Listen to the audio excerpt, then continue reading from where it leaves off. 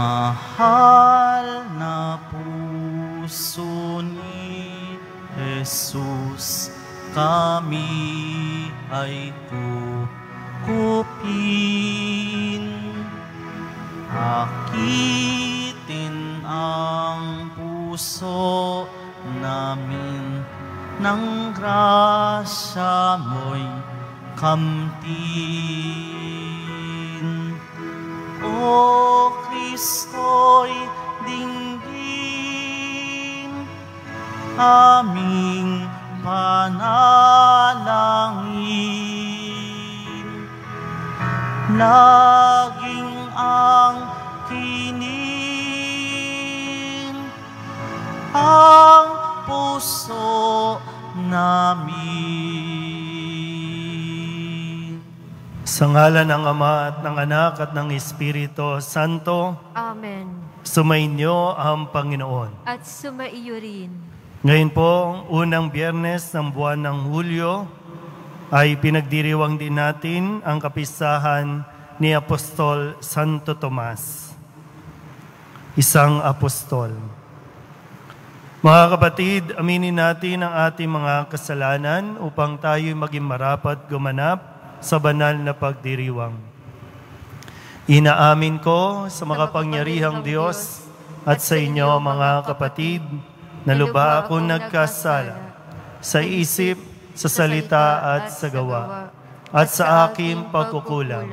Kaya isinasamo ko sa mahal na Birheng Maria, sa lahat ng mga anghel at mga banal, at sa inyo mga kapatid, na ako'y panalangin sa Panginoong ating Diyos. Kaawaan tayo ng makapangyarihang Diyos, patawarin tayo sa ating mga kasalanan, at patnubayan tayo sa buhay na walang hanggan. Amen. Panginoon, kaawaan mo kami. Panginoon, kaawaan mo kami. Kristo, kaawaan mo kami. Kristo, kaawaan mo kami. Panginoon, kaawaan mo kami. Panginoon, kaawaan mo kami.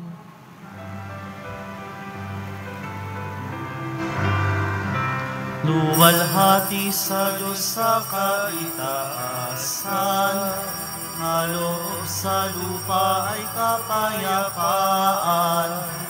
Pinupuri ka, hindi nagdarangal, sinasamba ka dahil sa dakilang kalwalhatian. Panginoon naming Diyos, Hari ng langit, Amang makapangyarihan, Panginoong Jesucristo, bugtong na anak ng Diyos, Kordero ng Ama, ikaw na nag-aalis ng mga kasalanan ng sanlibutan. Tanggapin mo ang aming kahilingan, ikaw na naduluklok sa kadan ng Ama, maawa ka sa amin. Ikaw lamang ang banal, Panginoong Jesucristo, kasama ng Espiritu, sa luwalhati ng Ama. Amen. Amen. Amen.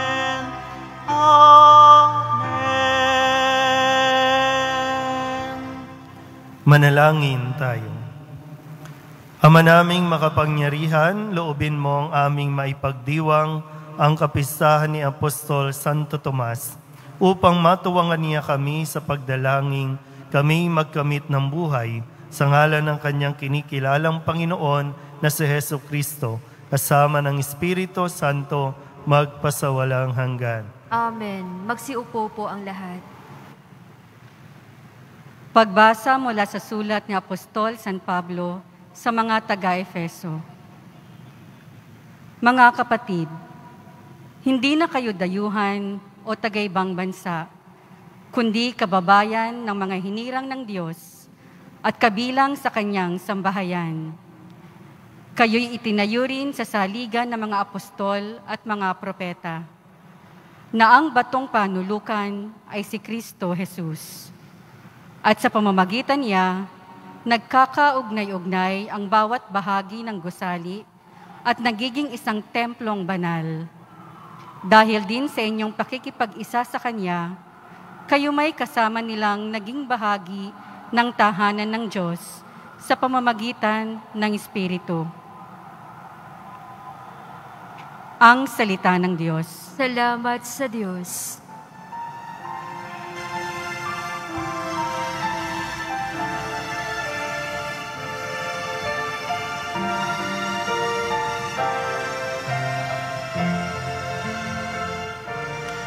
Humayot nalhin sa tanan, mabuting balitang aral. Humayot nalhin sa tanan, mabuting balitang aral. Purihin ang poon, dapat na purihin ng lahat ng bansa. Siya ay purihin ng lahat ng tao sa balat ng lupa. Humayot dalhin sa tanan, mabuting balitang aral.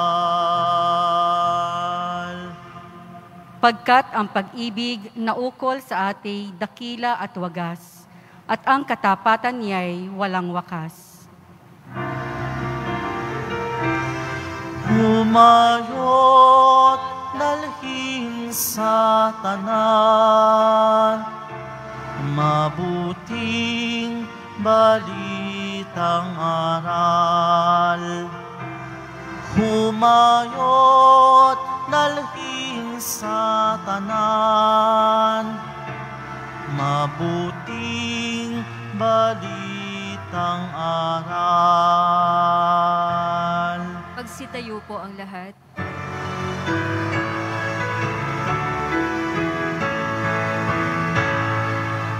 Alleluia, alleluia,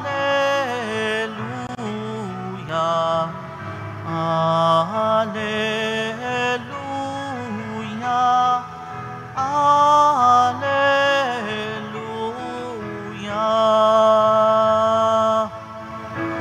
Mapalad at maligaya ang sumasampalataya sa di nakita ng mata. Alleluia, alleluia, alleluia, alleluia.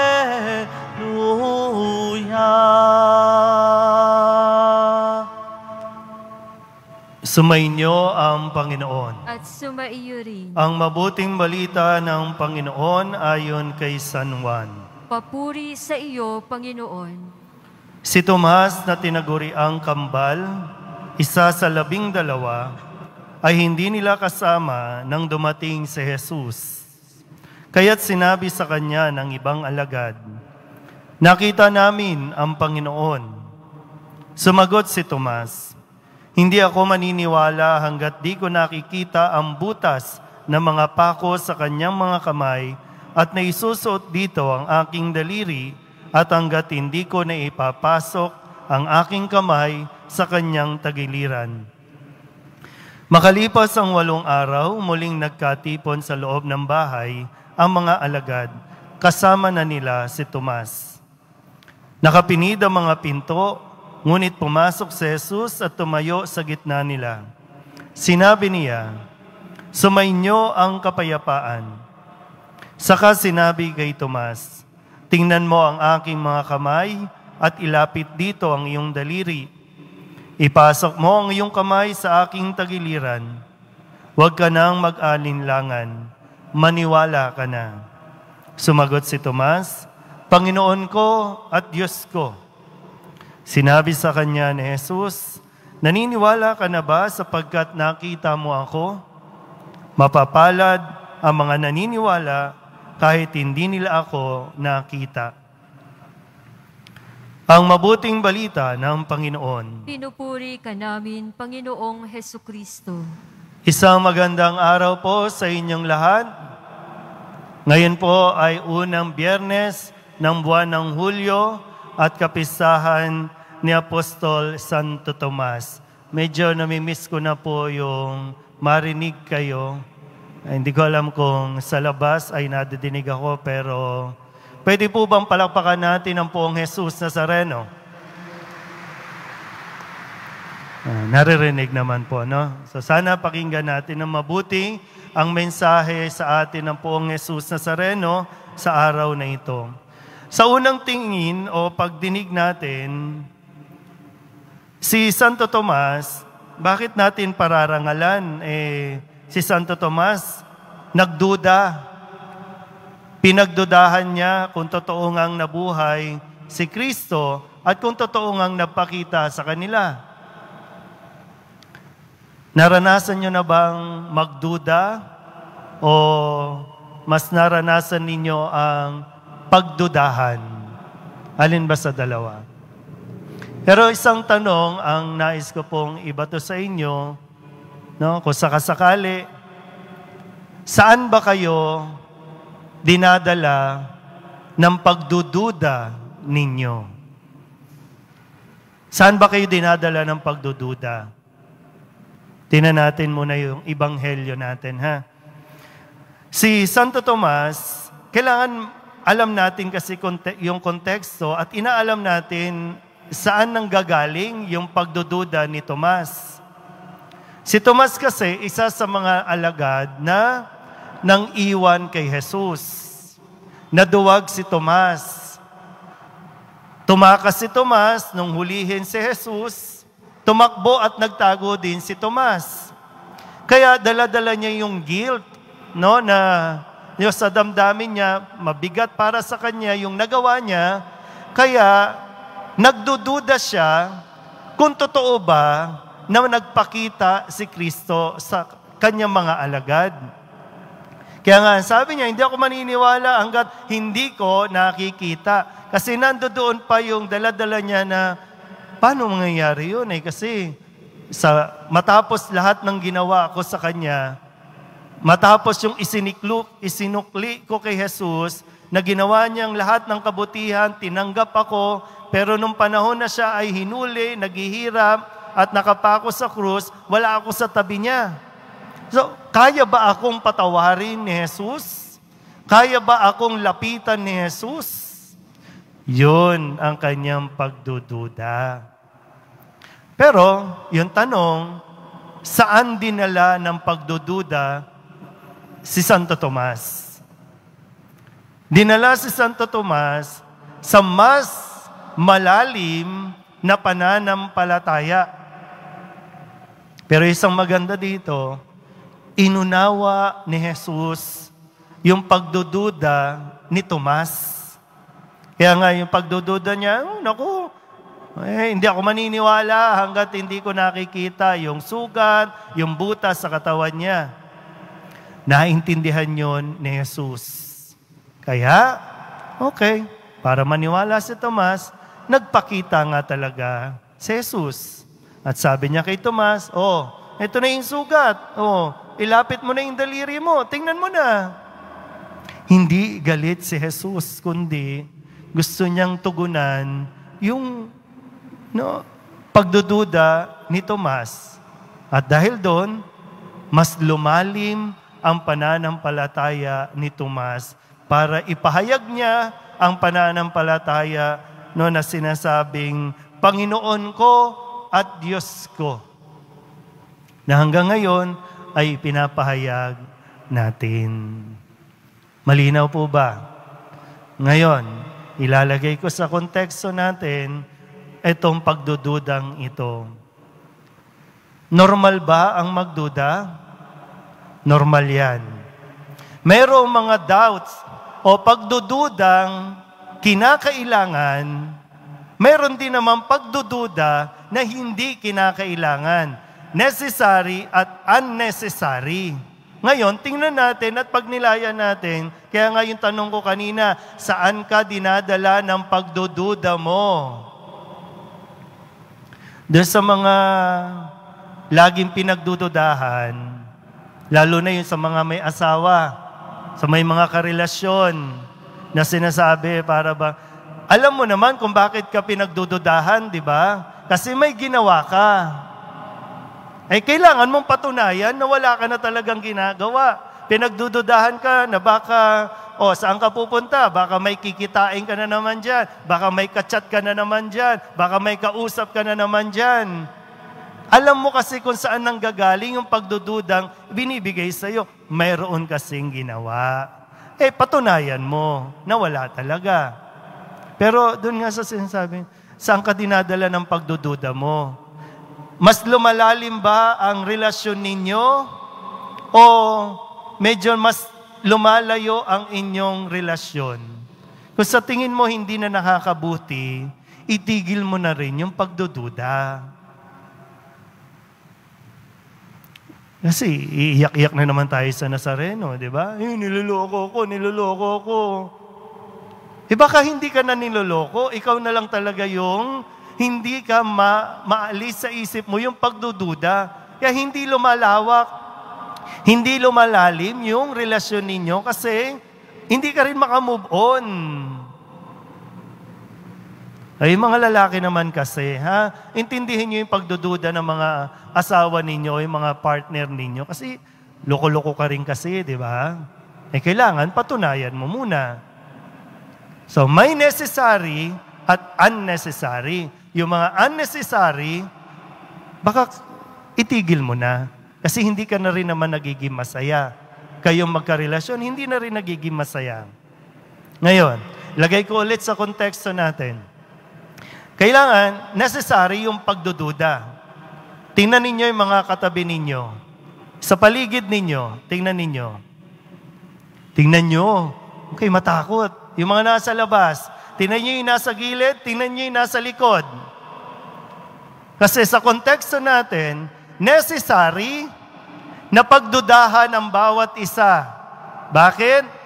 For safety measure. Pagdudahan natin, lahat tayo, kahit ako pare, pwede akong may virus. Saan tayo dadalhin ito? Sa mas ligtas sa ating kaligtasan. Kasi pag hindi, ngayon yan, no? Kapag hindi nyo pinagdudahan ang katabi ninyo, hindi kayo lalayo sa isa't isa, magsisiksikan kayo dyan, magdidikit-dikit kayo dyan. Pag nagkaroon kayo ng virus, ano ang sasabihin ng mga tao? Ang tigas kasi ng ulo ng simbahan eh. Sinabi na kasing wag na munang magmisa, sinabi na kasing wag na munang magpapunta, nagpapunta. Kumalat tuloy yung virus. Necessary sa konteksto natin na okay, kasi kahit sino pwedeng may virus. So ito naman ay para sa kaligtasan ng lahat. Para iniisip mo, pwede akong may virus. So kailangang isipin ko yung kapakanan ng mga kasama ko, yung mga dumidikit sa akin. Yun. Naiintindihan ba? Ngayon, kung hindi pa rin, talagang magsisiksikan kayo dyan sa labas, magagalit sa atin yung mga kapulisan. Hintay-hintay lang. Thesis lang, no? Mayroon na tayong narinig na good news na pwede na tayong mas dumami dito sa loob ng simbahan sa susunod na Biyernes. Kaya lang, baka sa susunod na Biyernes, wala ka dito sa mga upuan kasi nagka-virus ka. Kasi hindi ka na naman nakinig. Sa mga nasa labas, kung narinig niyo po yung aking sinabi, pwede po bang pumalakpak? Okay. Para po ito sa kapakanan ninyo, para sa kaligtasan ng lahat. Kasi yung katabi ninyo dyan, hindi nyo alam kung saan nanggaling. Sino yung nakausap, tapos uuwi kayo sa bahay ninyo, yayakapin yung mga anak ninyo, hindi natin alam. Yun ay necessary doubt. No? Kinakailangan pagdududa para sa mas ikaliligtas ng lahat. Pero muli, sasabihin ko nga, no? Saan tayo dinadala ng ating pagdududa? Nawa po, katulad kay Santo Tomas, nang magpakita si Kristo, nawala ang kanyang pagdududa. Tinanggal ng poong Jesus Nazareno ang kanyang pagdududa. Ngayon, sa atin din, pag nagpatuloy tayong magduda sa kakayahan at kapangyarihan ng poong Jesus Nazareno, mas malaki ang nawawala sa atin. Pag nagpatuloy tayo na pinagdudahan ang biyaya ng poong Jesus Nazareno, tayo din ang talo. Huwag mo nang pagdudahan, kahit ano pa ang nararamdaman mo, kahit ano pa ang nagawa mo, mahal ka ng Diyos, kaya kang patawarin ng Diyos. Walang duda, mahal tayo ng Diyos. Amen? Magsitayo po ang lahat.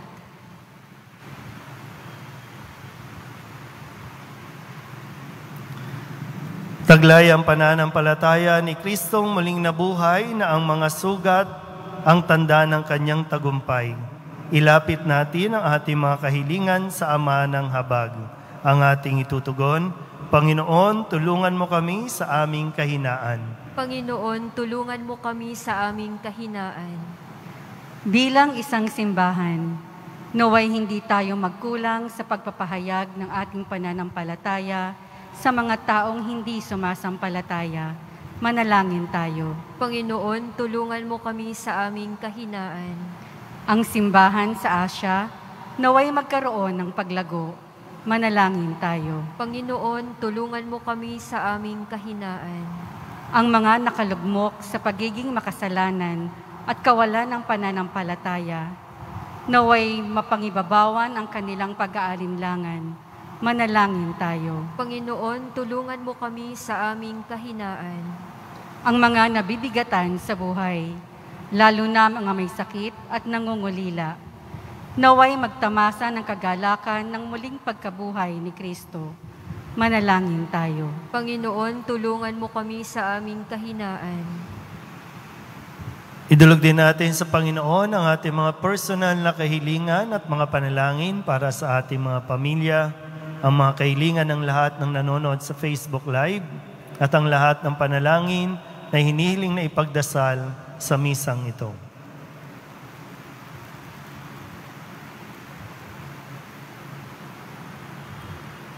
Ang lahat ng ito inihiling namin sa ngalan ni Kristong aming Panginoon. Amen. Magsiupo po ang lahat.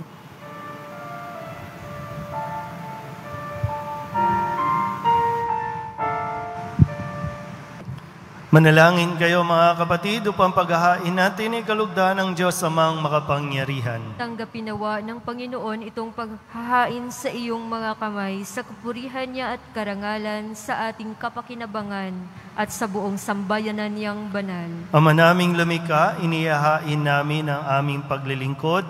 Kalakip ang dalangin itaguyod mo ang iyong mga kaloob sa amin. Ngayon kami nagpapasalamat sa iyo kaysa ng pagpupuri ni Apostol Santo Tomas sa pamamagitan ni Jesucristo kasama ng Espiritu Santo magpasawalang hanggan. Amen. Sumainyo ang Panginoon. At sumaiyo rin. Itaas sa Diyos ang inyong puso at diwa. Itinaas na namin sa Panginoon. Pasalamatan natin ang Panginoong ating Diyos. Marapat na siya ay pasalamatan. Ama naming makapangyarihan, tunay ngang marapat na ikaw ay aming pasalamatan sa pamamagitan ni Jesucristo na aming Panginoon. Itinatag niya ang iyong sambayanan at ang mga apostol ay salig at katuwang sa pagpapanatili ng iyong pagmamahal na di magwawakas kahit kailan. Kaming sambayanan mo dito sa daigdig ay katibayan ng pamumuhay sa langit. Kaming naririto ang tagapagpahiwatig sa pagkakaisa ng tanan sa iyong pag-ibig. Kaya kaisa ng mga anghel nagsisiawit ng papuri sa iyo. Nang walang humpay sa kalangitan, kami nagbubunyi sa iyong kadakilaan.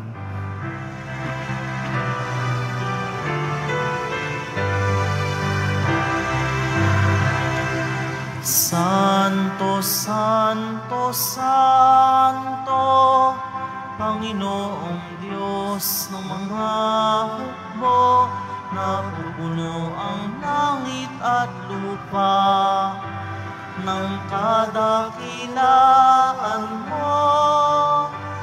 Hosana sa kaitaasan, pinagpala ang naparirito sa ngalan ng Panginoon. Hosana sa kaitaasan.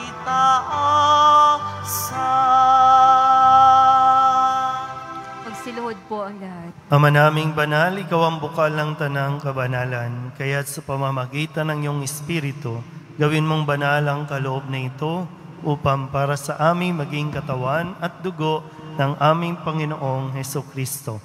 Bago niya pinagtiis ang pusang loob na maging handog, hinawakan niya ang tinapay, pinasalamatan kaniya, pinaghati-hati ni iyon, iniabot sa kanyang mga alagad at sinabi, "Tanggapin ninyong lahat ito at kanin, ito ang aking katawan na ihahandog para sa inyo."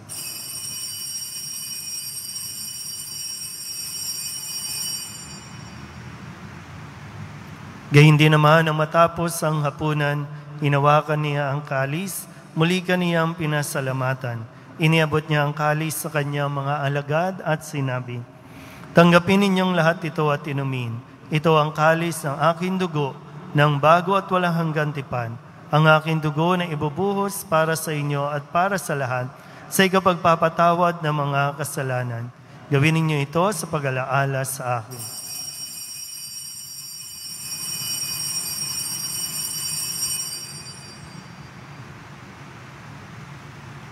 Ipagbunyihin natin ang misteryo ng pananampalataya.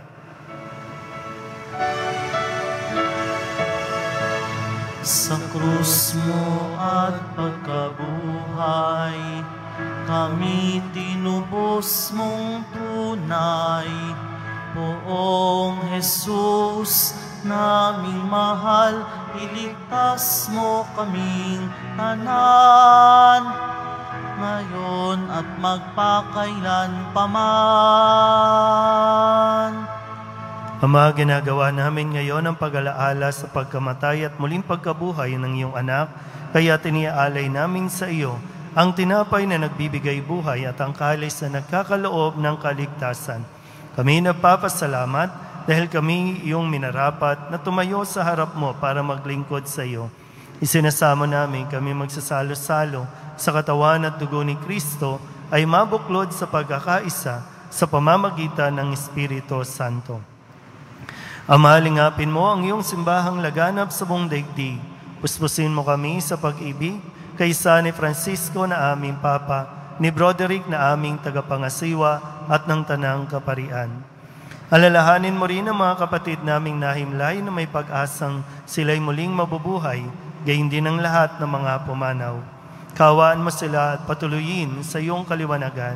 Kawaan mo at pagindapating kaming lahat na makasalo sa iyong buhay na walang wakas. Kaysa ng mahal na Birheng Maria na Ina ng Diyos, ng kabiyak ng puso niyang si San Jose. Kaysa ng mga apostol at ng lahat ng mga banal na namuhay dito sa daigdig ng kalugod-lugod sa iyo, may pagdiwang nawa namin ang papupuri sa ikararangal mo sa pamamagitan ng iyong anak na aming Panginoong Hesukristo. Sa pamamagitan ni Kristo, kasama niya at sa Kanya, ang lahat ng parangal at papuri ay sa iyo, Diyos Amang makapangyarihan, kasama ng Espiritu Santo, magpasawalang hanggan. Amen. Amen. Amen.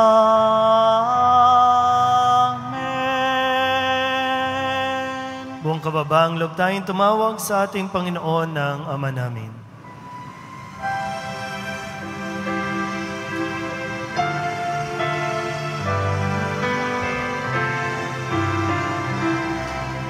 Ama namin, sumasalangit ka, sambahin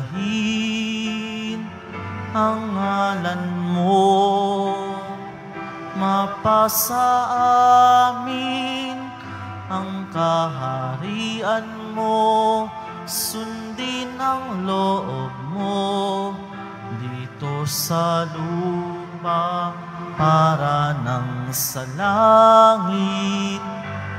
Bigyan mo kami ngayon ng aming kakanin sa araw-araw at patawarin mo kami sa aming mga sala para ng pagpapatawad namin sa nagkakasala sa amin, at huwag mo kaming ipahintulot sa tukso, at iadya mo kami sa lahat ng masama.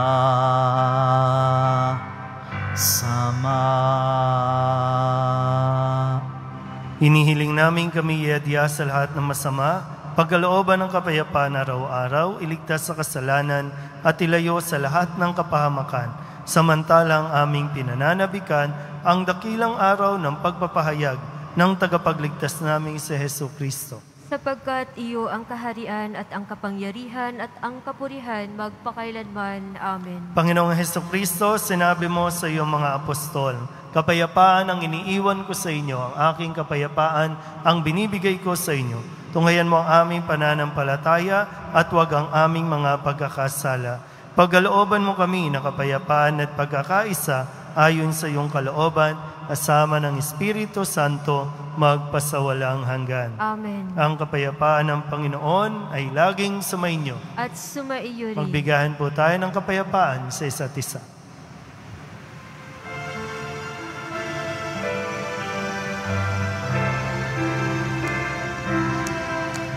Kordero ng Diyos na nag-aalis ng mga kasalanan ng sanlibutan, maawa ka, maawa ka, maawa ka sa amin.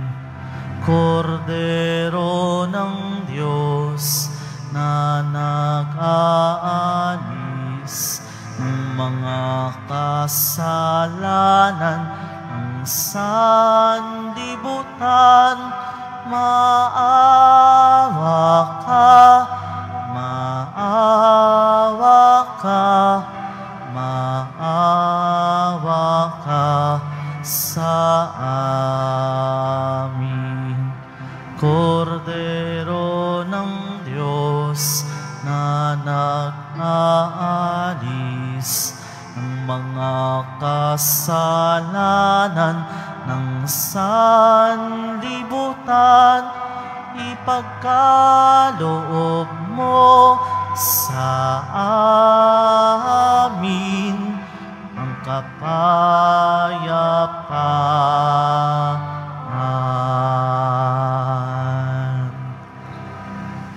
Ito ang kordero ng Diyos. Ito ang nag-aalis ng kasalanan ng sanlibutan. Mapalad ang mga inaanyayahan sa kanyang piging. Panginoon, hindi ako karapat-dapat na magpatuloy sa iyo, ngunit sa isang salita mo lamang ay gagaling na ako.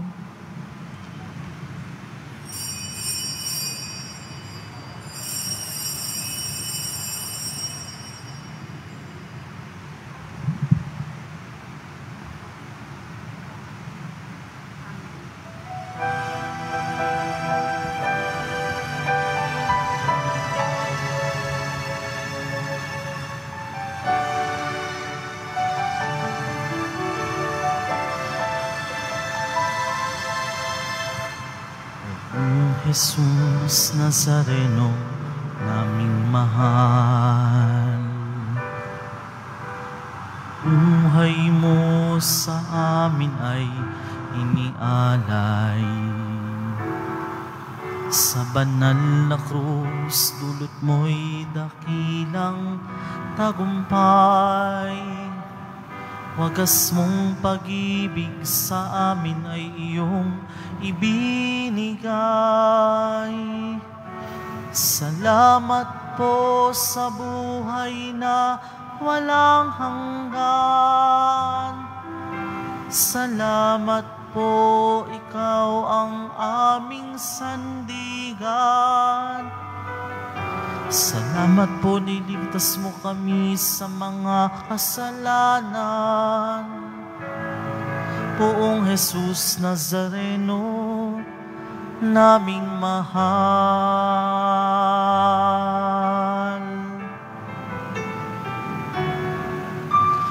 Poong Jesus Nazareno, naming mahal.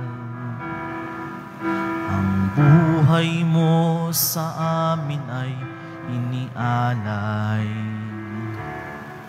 Sa banal na krus, dulot mo'y dakilang tagumpay.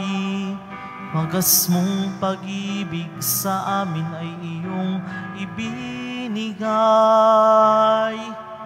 Salamat po sa buhay na walang hanggan. Salamat po, ikaw ang aming sandigan. Salamat po, niligtas mo kami sa mga kasalanan. Poong Jesus Nazareno, naming mahal.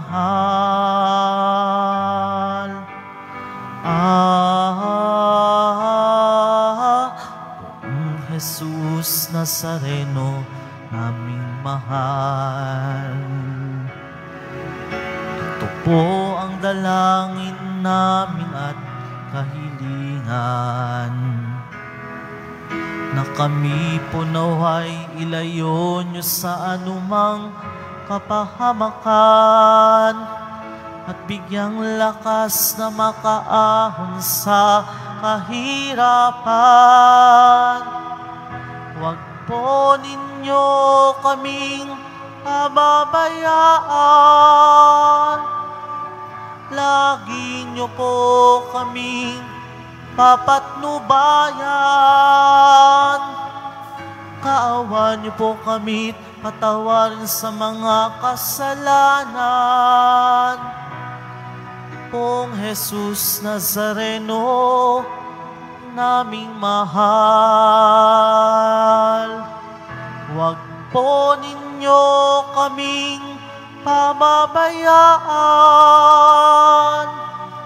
Lagi niyo po kaming papatnubayan. Kaawan niyo po kami, patawarin sa mga kasalanan. Poong Jesus Nazareno, naming mahal. Ngayon, bukas at magpasa walang hanggan, ika'y lagi naming papupurihan. Ika'y lagi naming pasasalamatan. Poong Jesus Nazareno, naming mahal.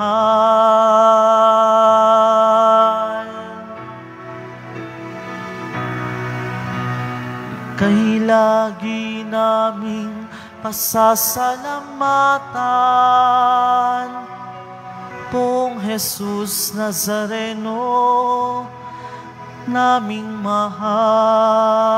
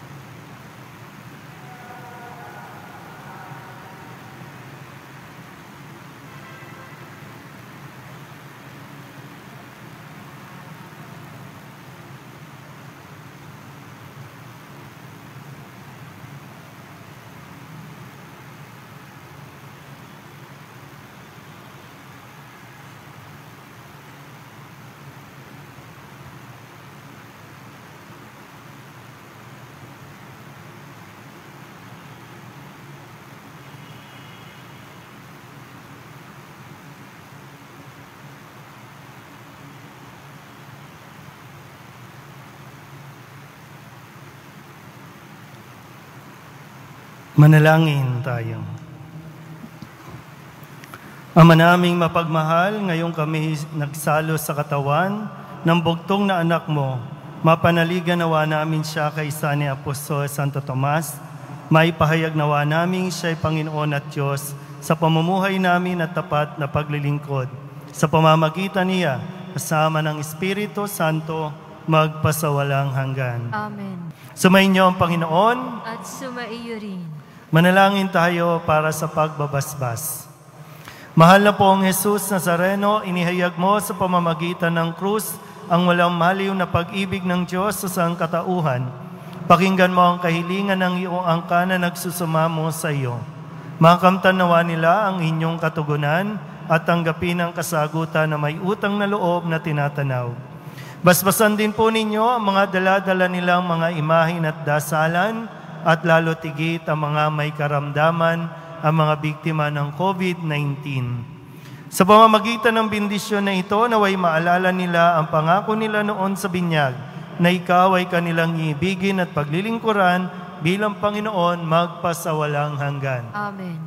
At pagpalaing kayo ng makapangyarihang Diyos, Ama at Anak, at Espiritu Santo. Amen. Tapos na ang banal na misa, umayo tayo sa kapayapaan ng Poong Jesus Nazareno. Salamat sa Diyos.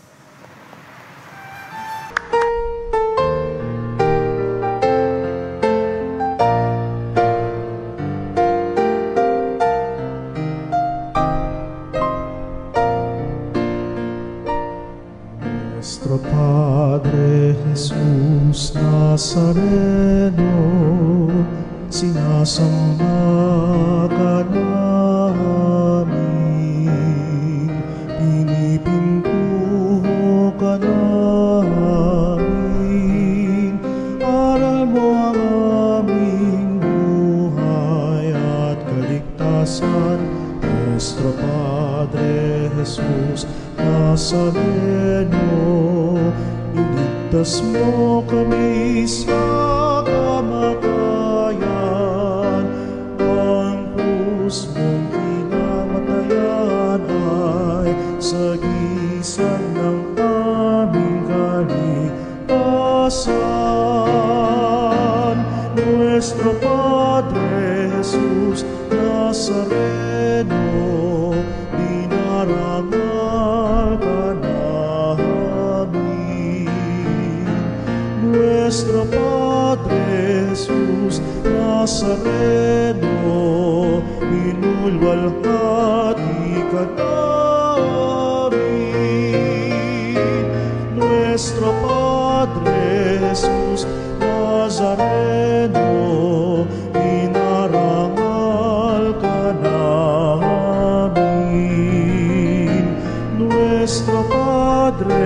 Jesus Nazareno,